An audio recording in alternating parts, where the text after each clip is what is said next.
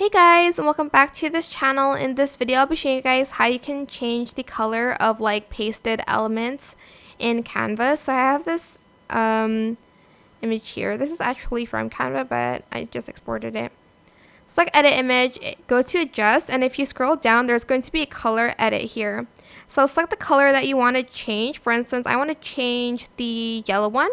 I'm going to select the hue that I want. You can also change the saturation here. I also want to change the purple one into, for instance, this orange. You can also again adjust the saturation. Lastly, we have this one. I don't think it changes that much. For that pink one, I think it's the same as the orange one anyways. So I'm just going to leave it like that, and that's how you can do it. Works a lot better for PNGs, and if it has color, it works a little bit harder if it's like a black and white element.